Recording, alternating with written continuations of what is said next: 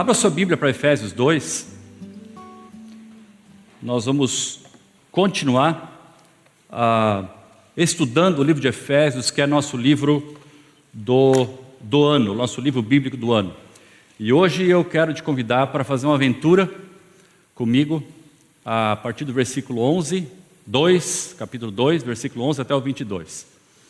Uma aventura porque depois de estudar bastante e arrumar tudo hoje de manhã, eu enviei o meu arquivo do computador para algum lugar no espaço que eu não sei onde foi. Então eu perdi todo o meu esboço que eu tinha para falar aqui.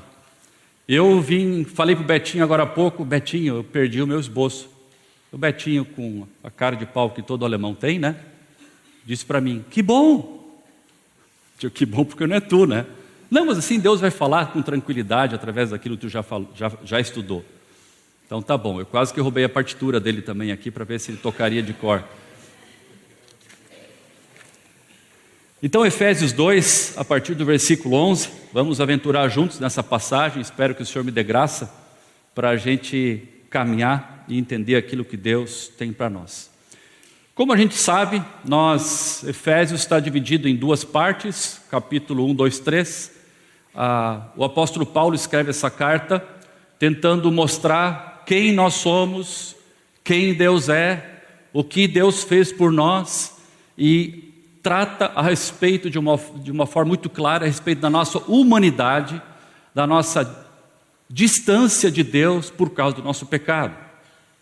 E o apóstolo Paulo vai, a partir do capítulo 4, ele vai trabalhar um pouquinho a respeito da vida dentro da igreja, da vida na família, da vida do cristão, como o cristão deve viver. Mas, como era feitio daquela época, ele constrói toda uma base, todo um alicerce, antes de falar para a gente a respeito de como a gente deve viver. Então nós vamos hoje olhar o capítulo 2, a partir do versículo 11, e vamos, em três partes separadas que eu vou ler para vocês, entender o que a Bíblia nos ensina a partir de hoje. Hoje ele ainda vai trabalhar um pouquinho a respeito da nossa humanidade e a respeito daquilo que Cristo fez em nós, está fazendo em nós. Então, se você quiser acompanhar comigo, versículo 11, capítulo 2, versículo 11 até 13, nós vamos ler agora. Portanto, lembrem-se de que anteriormente vocês eram gentios por nascimento e chamados incircuncisão pelos que se chamam circuncisão, feita no corpo, por mãos humanas, e que naquela época vocês estavam sem Cristo, separados da comunidade de Israel, sendo estrangeiros quanto às alianças da promessa, sem esperança e sem Deus no mundo. Mas agora, em Cristo Jesus, vocês que antes estavam longe, foram aproximados mediante o sangue de Cristo. Por enquanto, até aí. O que ele está falando aqui? Para quem ele está falando? Nós devemos lembrar que a igreja de Éfeso estava na Ásia. E a igreja de Éfeso era, na sua grande maioria, formada por gentios.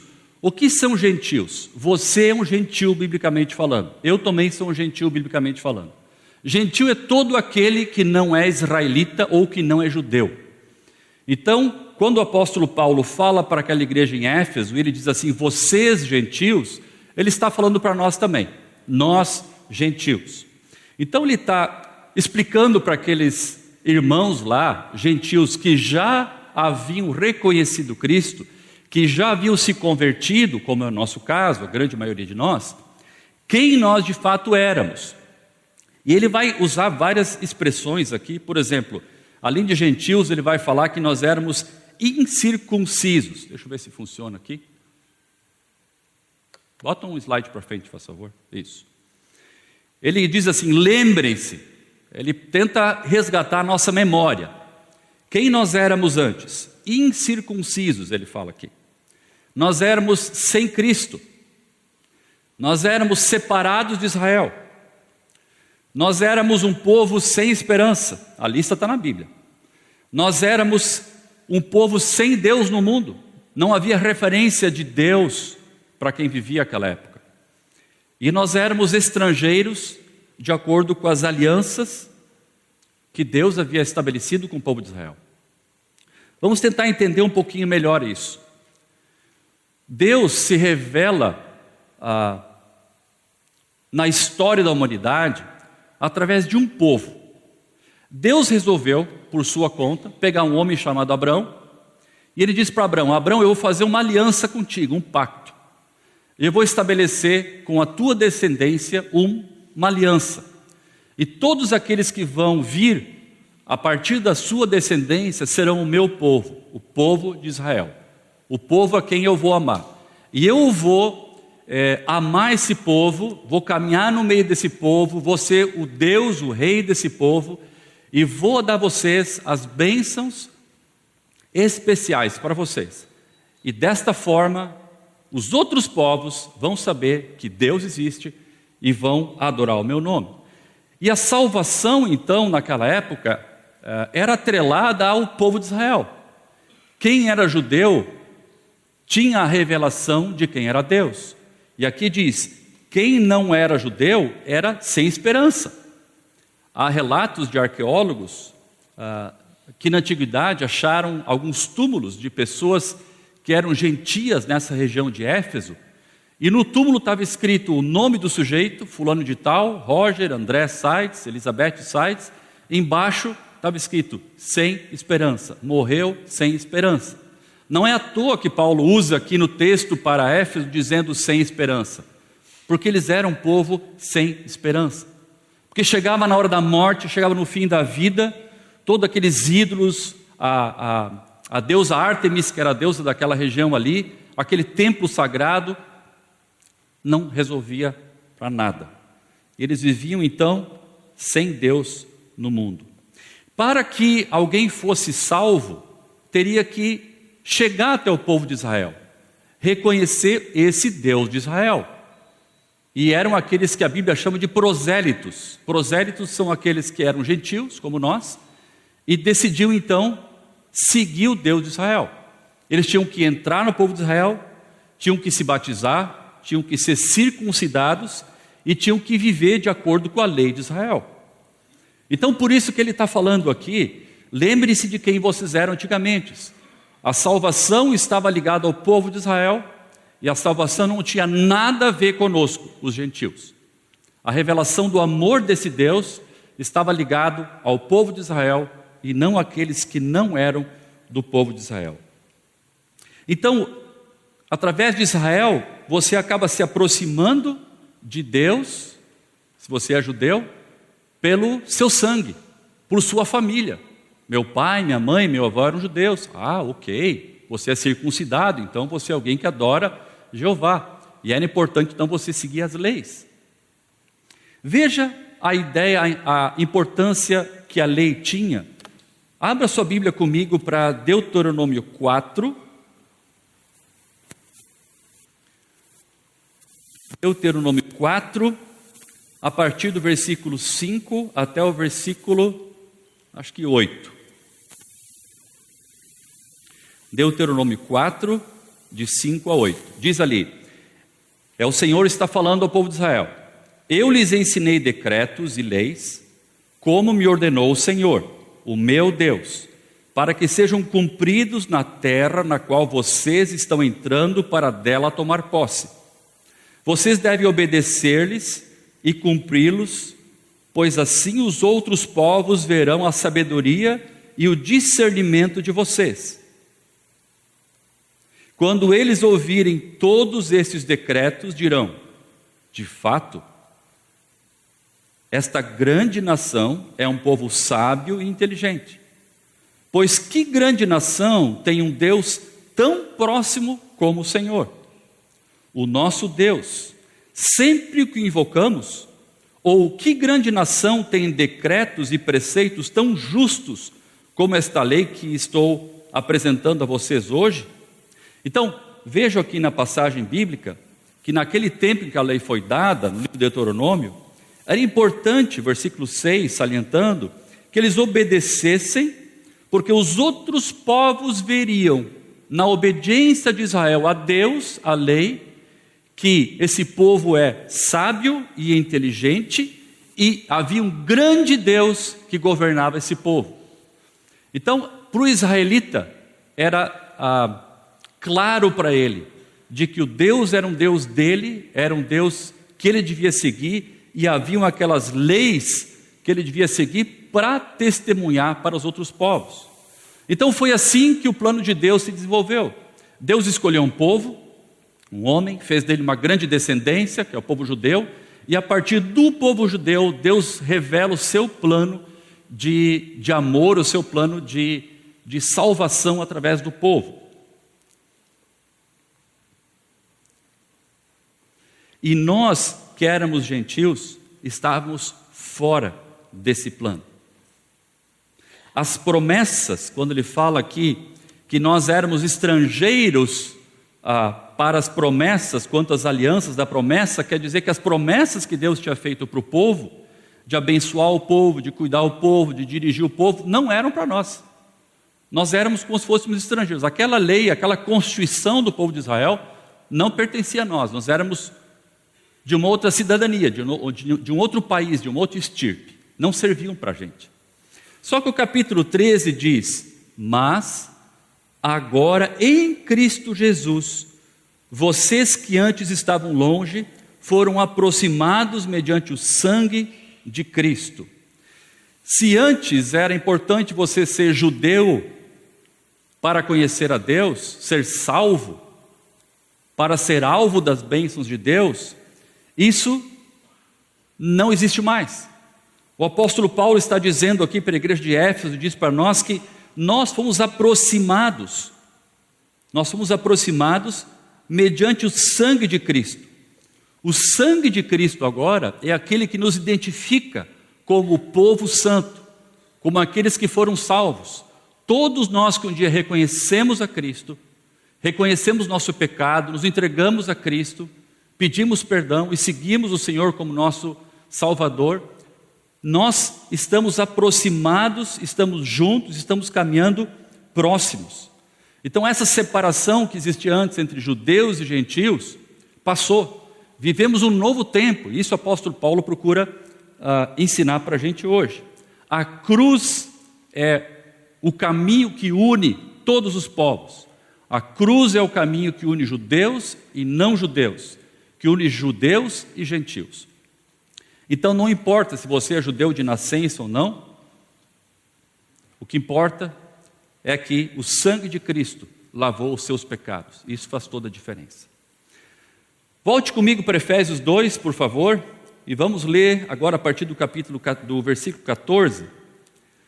Versículo 14 diz: pois ele é a nossa paz, o qual de ambos fez um, e destruiu a barreira, o muro de inimizade, anulando em seu corpo a lei dos mandamentos, expressa em ordenanças.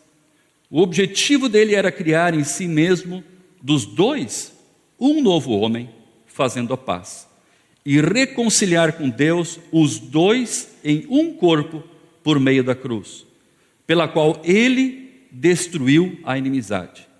Ele veio e anunciou a paz a vocês que estavam longe e paz aos que estavam perto, pois por meio dele, tanto nós quanto vocês temos acesso ao Pai por um só Espírito. Ele começa de novo, da maneira como ele terminou a primeira porção, dizendo que Cristo é a nossa paz. E ele usa muito aqui a expressão de inimizade, e ele usa muito a expressão de paz. Nessa passagem bíblica de 11 a 22, você vai ver várias vezes a expressão paz, ou palavras que levam a gente a pensar em reconciliação, em restauração, em paz. Então, Cristo é a nossa paz.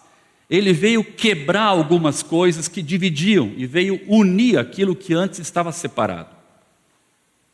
Aqui tem o versículo que fala que ele destruiu a barreira, o muro de inimizade. Tem algumas outras Bíblias que usam uma outra expressão.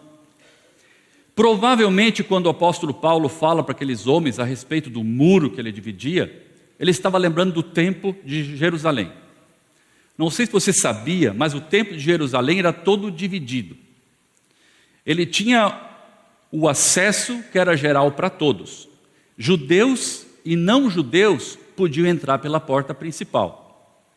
Mas havia um pátio especial para aqueles que não eram israelitas, os gentios. E os gentios ficariam então confinados àquele pátio. Eles não podiam passar dali em diante. Havia na estrutura do templo 7 degraus e um arco. Aqueles 7 degraus separavam o pátio dos gentios para o pátio dos judeus. E quando você subia aqueles 7 degraus, tinha uma plaquinha que dizia que caso você fosse gentio e você ultrapassasse aquele marco, você estaria sob pena de morte. Então isso era conhecido. O acesso ao lugar de adorar ao Deus de Israel era limitado. Nenhum de nós teria esse acesso. Só os israelitas teriam acesso. E depois do pátio dos gentios, tinha, pasme, um lugar reservado para as mulheres. Ali só as mulheres judias ficavam. Depois tinha uma outra porta que ali sim entravam os homens israelitas. E tinha ainda um outro acesso que só o sacerdote podia ter. Aquele homem que era santo, então, o oficiante, o sumo sacerdote, que podia ter acesso então a Deus e conversar pessoalmente com Deus. Essas barreiras todas foram quebradas por Cristo. E esse muro, então, que dividia os gentios daqueles israelitas, provavelmente é desse muro que Paulo fala, o muro da inimizade. O muro que mesmo quando eles iam adorar o mesmo Deus, separava esses dois povos. Agora não tem mais esse muro. O muro foi derrubado. E aqui diz também, versículo 15, que Cristo anulou em seu corpo a lei dos mandamentos expresso em ordenanças. A lei também era algo que criava confusão entre os judeus e os gentios. A lei foi dada por Deus para Moisés, e Moisés deu a lei para o povo. A lei devia orientar o povo. Como nós lemos em Deuteronômio, se os judeus seguissem aquelas leis, eles seriam um povo super bem sucedido, porque era uma constituição de vanguarda, era diferente, era uma constituição excelente, tratava de agricultura, tratava de relações sociais, de política, de vários assuntos. Mas os judeus, em vez de viverem essa lei, cumprirem essa lei e serem uma bênção para as outras pessoas, eles acabavam se orgulhando dessa lei e olhando para as outras pessoas e apontando para as outras pessoas, dizendo: você não segue a lei como eu, você é um cara impuro, você é um cara gentil. E acabavam então que nem cruzar na rua junto ou tomar refeição juntos tomavam. Se você abrir em Êxodo 20, onde tem os 10 mandamentos, você vai ver leis ali, por exemplo, que dizem assim: não matarás, que é uma lei clara. Talvez muitos de nós poderíamos dizer: eu cumpro essa lei. Haviam leis que diziam: não adulterarás. Talvez muitos de nós poderíamos dizer: eu cumpro essa lei também, como os judeus. Mas no último mandamento, Deus sobe um pouquinho o padrão e diz assim: não cobiçarás. E aí Deus começa a entrar num outro aspecto de lei, que não é um aspecto de ação propriamente dito, não é aquilo que o cara faz, mas é aquilo que o cara pensa, na intenção dele. E Jesus reforçou isso no Sermão do Monte, quando Jesus diz assim: se você não, outrora fora dito, não adulterarás. Não era isso que Jesus disse, Mateus 5? Mas agora eu vos digo, se alguém olhar para uma mulher com intenção impura, já pecou em seu coração. O que a lei fez foi colocar não só os judeus, mas todo mundo na mesma panela. Porque os judeus acabaram se tornando um povo hipócrita, porque acabava apontando para os outros a respeito do não cumprimento da lei, diz: você é gentil, você não cumpre a lei, você não adora no templo, você é um incircunciso. Mas o próprio judeu não conseguia cumprir a lei. Então era uma coisa completamente paradoxal, porque enquanto o judeu ele se orgulhava dessa lei, de ser judeu, ele não cumpria a lei, mas apontava o dedo para o outro. E aquilo que era o plano de Deus original, que era um povo que abençoava os outros, que seria uma bênção para os outros, acabou sendo um povo sectário lá atrás, há anos lá atrás. Folheia a sua Bíblia um pouquinho para trás aqui, Gálatas, capítulo 3, versículo 10.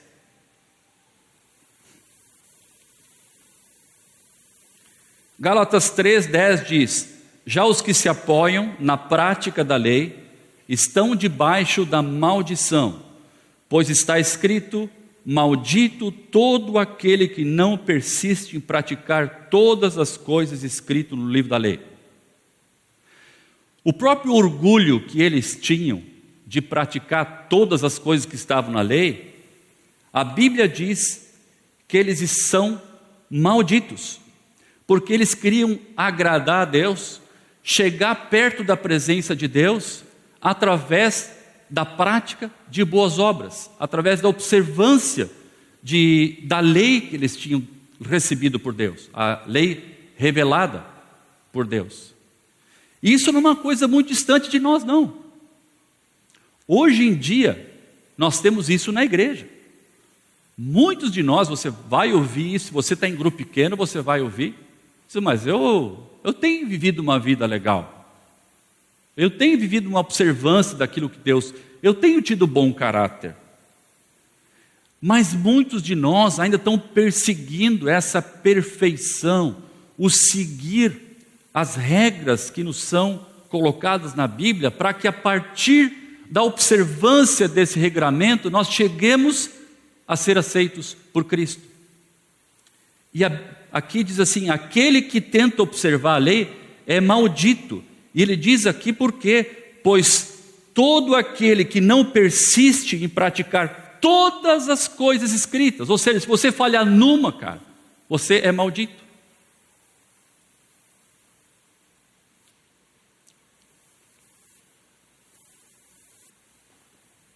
Continue lendo o versículo 11 comigo. É evidente que diante de Deus, ninguém é justificado pela lei, pois o justo viverá pela fé. A lei não é baseada na fé, ao contrário, quem praticar estas coisas, por ela viverá.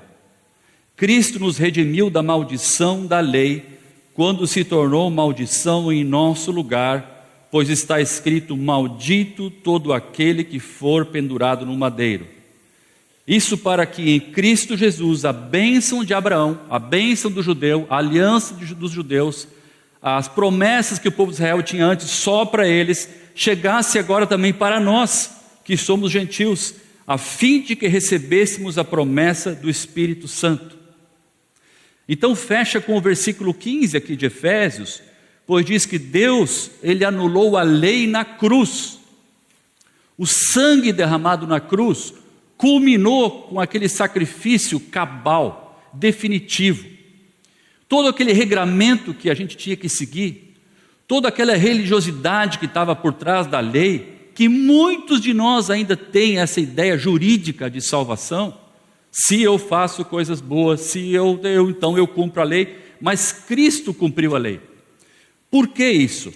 Porque nenhum de nós teria condições de cumprir a lei. A lei é como se fosse para nós um tutor, como diz ali em Gálatas também. A lei nos leva até Cristo. As regras são colocadas para nós, assim como eram para os judeus, para mostrar para a gente que a gente não consegue viver sem pecado. A gente não consegue viver sem desagradar a Deus. Nós não conseguimos pensar coisas boas. São 11h30 da manhã. Quantas vezes você já pecou? Nós estamos num feriadão, já é domingo. Puxa, mas eu não fiz nada de errado hoje. Mas você pensou o que hoje de manhã? Se você pensou algo, se sua intenção foi uma intenção errada, pecaminosa, Gálatas falou que você já é uma pessoa maldita. Então isso mostra que nós não conseguimos seguir de acordo com o que Deus prescreve que nós sigamos. Nós não conseguimos ser aquele crente, aquele homem perfeito como Deus quer que nós sejamos. E o que nós fazemos com isso? Nós nos ajoelhamos no chão, levantamos nossas mãos e dizemos: Senhor, eu não consigo me achegar até Ti. Por isso que Cristo foi enviado e nele toda a lei foi cumprida por meio da cruz.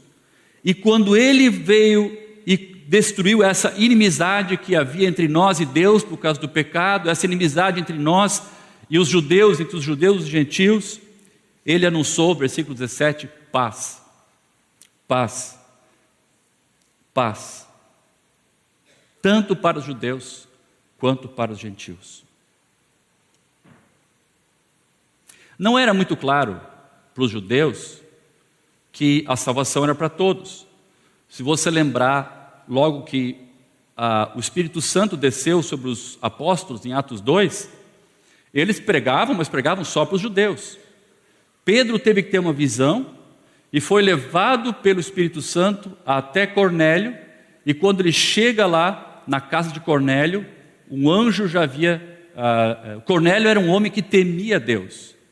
E quando Pedro orou, ele recebeu também o Espírito Santo, e aquela experiência, aquele momento foi o momento então que Pedro vai até Jerusalém e diz assim: a salvação é para todas as nações, é para todas as raças, é para todos os povos. Não há mais separação. Por isso que a gente vai ver aqui que no versículo 15, que o objetivo de Deus era criar um novo homem, ou uma nova humanidade, algo novo, uma nova maneira da humanidade se relacionar. Se até o capítulo 2, versículo 10, a Bíblia estava preocupada em falar da nossa relação pessoal com Deus, daqui em diante o apóstolo Paulo vai, inspirado pelo Espírito, falar a respeito da nossa relação uns com outros, por causa de Deus. Por causa da cruz de Cristo, nós fomos chamados a ter um novo tipo de relacionamento. Há um novo homem sendo criado aqui e aqui, nesse relacionamento, que é evidentemente, esse novo homem é o corpo de Cristo, é a igreja. Logo mais ele vai falar sobre a igreja.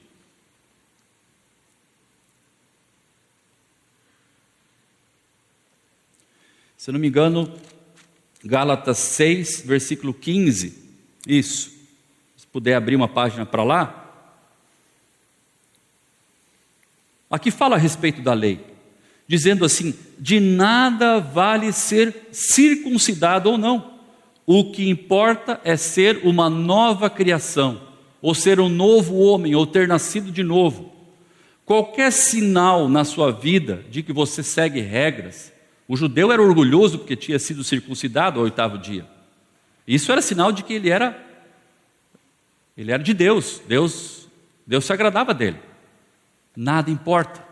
Gálatas 6,15 diz: nada importa. O que importa é se você reconheceu o sacrifício de Cristo na cruz, e que o Espírito Santo gerou vida em você, e agora você é uma nova criatura, um novo homem, você nasceu de novo. Então toda essa ideia de gentios e judeus, de observância de leis, cai fora. O que Paulo está tentando dizer é que Cristo é a nossa paz. Todas as dificuldades, as diferenças, jeitão até de fazer as coisas, Deus quer conectar isso tudo, fazer um novo homem, uma nova maneira de a gente se relacionar. E agora nós não precisamos mais de um sacerdote, de um pastor. Nós temos acesso direto ao Pai pela cruz. Ali diz, versículo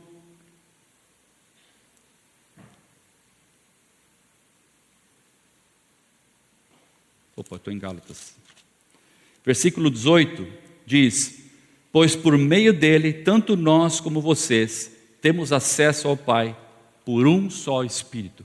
O Espírito Santo é aquele que gera a vida em nós, é aquele que nos confronta do pecado, avisa a gente da justiça de Deus e do juízo, e é aquele que nos conecta como um novo homem, uma nova humanidade, uma nova sociedade, uma nova maneira de nós nos relacionarmos, a igreja de Cristo.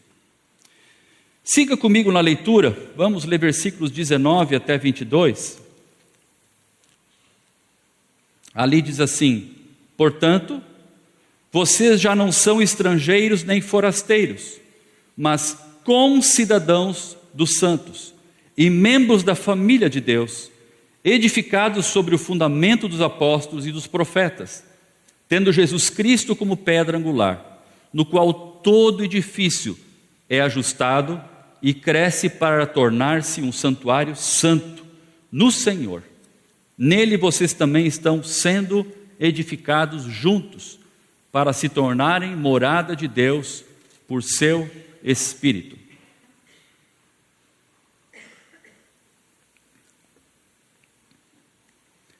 A consequência disso tudo, sabendo que não importa mais a raça, sabendo que Cristo na cruz anulou todo tipo de regra e o sacrifício dele visa fazer uma nova humanidade, um novo homem, sabendo agora que nós temos um acesso direto ao Pai, o que acontece?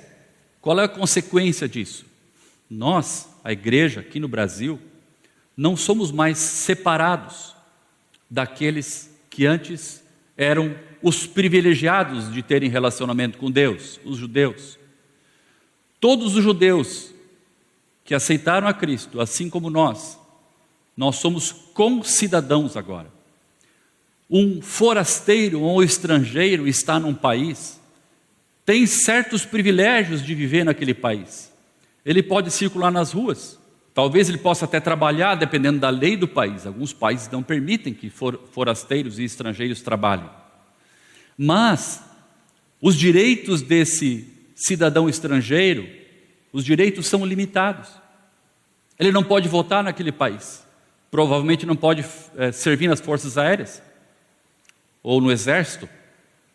Provavelmente ele não pode desfrutar de algumas leis e benefícios que o país tem, porque são específicos daqueles cidadãos. Isso foi quebrado agora, não tem mais essa separação. Agora nós temos o mesmo direito. E ele amplia isso, ou estreita, dizendo: nós agora somos parte da família de Deus. Daqui nasce o conceito de sermos filhos de Deus. A ideia de sermos filhos de Deus nasce da ideia de sermos nós uma família. Quem é pai, aqui, como muitos de nós temos o privilégio, a bênção de termos 3 filhos, alguns mais corajosos têm 4, mas para aqueles que têm 2, já vale o exemplo. É impressionante de ver como o mesmo feijão, o mesmo arroz, o mesmo ar que se respira, que eles respiraram, criam filhos tão diferentes, não é? Talvez você tenha irmãos, tem um filho só, 9 irmãos, alguns. Assim é a família de Deus. Nós somos tão diferentes uns dos outros, mas agora nós fazemos parte dessa família de Deus com nossas diferenças. E aqui fala: edificados sobre o fundamento dos apóstolos e dos profetas, tendo Jesus como pedra angular. A pedra angular, acho que a maioria sabe o que é. Esses dias o Meno Kalischer esteve aqui e explicou sobre a pedra angular. O judeu, o israelita, até hoje, quando constrói uma casa normal, uma casa simples, né? A primeira coisa que ele define é a pedra angular. A pedra angular ou pedra de esquina é uma pedra grande que é colocada no vértice do alicerce da casa. Se o tijolo é pequenininho, assim, a pedra angular ela é enorme. Dizem que a pedra angular do templo mede 33 metros por 10 de largura. Eu não sei se isso é verdade, mas vamos supor que seja exagero. A pedra de uma casa de um judeu, a pedra angular muito maior que um tijolo. A pedra angular normalmente é colocada no vértice da casa, e pelo que presumem, a outra pedra é colocada no outro vértice da casa. 2 pedras grandes. Essas pedras dão mais ou menos a sustentação da casa e o alinhamento da casa. As paredes vão seguir nessa linha, nesta linha e nesta linha. Então, Cristo é chamado de pedra angular. é aquele que dá o alinhamento para a construção do prédio. E agora a Bíblia já vai chamar a igreja não mais de corpo de Cristo, não mais de família, mas vai chamar da ideia de prédio, trazer figura de prédio. E ele diz que esse prédio ele é construído tendo Cristo como pedra angular, mas o fundamento é dos apóstolos e dos profetas. Ou seja, no tempo em que a carta de Éfeso foi escrita, a Bíblia não estava completa. Eles contavam com o testemunho de pessoas que viram a Cristo pessoalmente, como Paulo viu e Pedro viu, né? Pessoalmente foi Pedro, mas Paulo viu depois Cristo numa visão. E os profetas que no Antigo Testamento atestaram a respeito desse Deus de Israel. Então, basicamente, a igreja de Cristo, ela deve ter Cristo como fundamento e a sua palavra como alicerce. Isso define uma igreja hoje em dia. Se você vê uma reunião de pessoas por aí, com outro tipo de agenda, que não seja Cristo e que não seja a Bíblia, pode ser um grupo de amigos. Eles podem se denominar até uma igreja, mas não é uma igreja na definição bíblica. Na definição bíblica, igreja tem a ver com Cristo e com a palavra de Deus. A palavra de Deus sendo pregada, a palavra de Deus sendo experimentada, a palavra de Deus transformando e a palavra de Deus, então, trazendo a ideia de edificação. É uma coisa dinâmica. Versículo 22 diz assim: nele vocês também estão sendo edificados juntos. A construção está sendo feita. Esse edifício que é a igreja, que é uma alegoria que Paulo usa aqui, ele está sendo construído. Agora, olha essas ideias aqui que estão por trás desse texto. Antes, Paulo começa a falar de inimizade, de separação, e ele usa a figura de um muro. O muro também é feito de tijolos, mas o muro separa as coisas. O muro ali no templo de Jerusalém separava os gentios dos judeus. Então o apóstolo Paulo traz aqui a ideia de um muro que separa. Antes as coisas eram separadas. E podemos dizer também que nós estávamos, por causa do nosso pecado, separados com a nossa inimizade com Deus. O nosso pecado faz separação de Deus. E antes era tudo separado. E agora, por causa de Cristo, por causa da cruz, por causa do sangue dele derramado em nosso lugar, agora não mais o muro é destruído, desmanchado, e eu vejo esses tijolos sendo reaproveitados, que antes separavam, agora esses tijolos estão sendo colocados sobre um alicerce que é Cristo, os apóstolos e os profetas, e esses tijolos que são como pedras vivas, são edificados, e você é um tijolinho, eu sou um tijolinho, e nós estamos sendo dinamicamente construídos para glorificar a Cristo. Essa obra que Deus tem feito. Então somos uma família, somos um corpo, mas também somos um edifício na visão de Paulo. Antes de Cristo, nós éramos separatistas. E agora, todos nós que fomos salvos por Cristo, nós somos como pedras vivas. Pedro usa essa expressão, pedras vivas, fazendo parte dessa construção, desse santuário santo no Senhor. Diz ali o versículo 21, todo edifício é ajustado e cresce para tornar-se um santuário santo do Senhor. Não é qualquer edifício, é um santuário santo.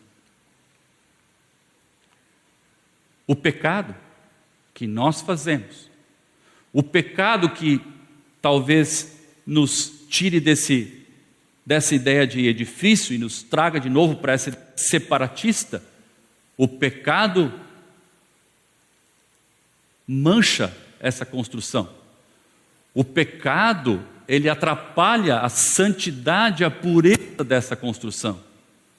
Quando você, que é uma pedra viva, um tijolo, não tem a sua vida em integridade com Deus, de forma irrepreensível como nós somos chamados, você não está colaborando para que esse edifício, a igreja de Cristo, seja edificada de formas que abençoe as outras pessoas.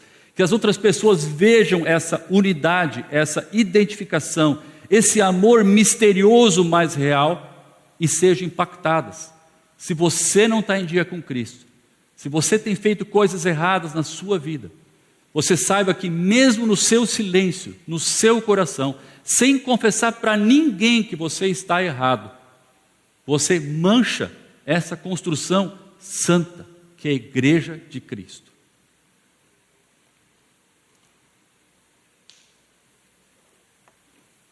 Todo tipo de pecado, todo tipo de impureza, todo tipo de erro causa divisão. Nós somos chamados a ser um edifício vivo, dinâmico. Como anda a sua vida? Você tem contribuído para que esse edifício vivo, alegórico, mas real, nós somos aqui o edifício, realmente seja um edifício lindo, olhando de fora?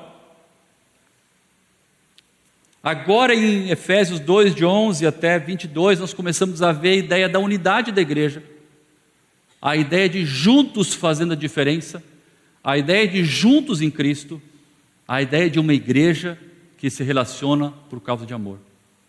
Há muitas situações entre nós, queridos, que nos afastam, que racham relacionamentos, que fissuram o nosso amor, a nossa confiança entre nós. Pessoalmente, o nosso relacionamento com Cristo, na nossa família, com o nosso cônjuge, com nossa esposa, com o nosso marido, entre irmãos, coisas que acontecem e não estão resolvidas, essa inimizade, essa coisa ruim, esse pecado, a cruz de Cristo quer derrubar e quer tirar esse tijolo que é você, dessa separação desse muro, e quer acomodar você num lugar para ser bênção, na igreja de Cristo. Você tem lugar nessa igreja. A igreja de Cristo é tanto a igreja aqui da Conde de Porto Alegre, quanto a igreja universal. Você tem lugar nessa igreja. Você quer participar dessa igreja? Você gostaria de ser bênção também? Você gostaria que as outras pessoas vissem a sua vida, percebessem essa conexão, esse amor, e ficassem encantadas também com esse Deus e dessem glórias a Deus, como lá o povo de Israel devia dar glórias a Deus, os outros povos dão glória a Deus? Como está a sua vida? Essa palavra hoje é para nós, é para mim, e essa palavra também é para você nessa manhã. Efésios 4,16, uma página para a direita, diz: dele, todo o corpo, ajustado e unido pelo auxílio de todas as juntas, cresce e edifica-se a si mesmo em amor, na medida em que cada parte realiza a sua função. Você vê? Cada um de nós tem a sua função, e cada parte de nós deve realizar essa função. E nós devemos estar ajustados e unidos, e o amor é o elo que nos conecta uns aos outros.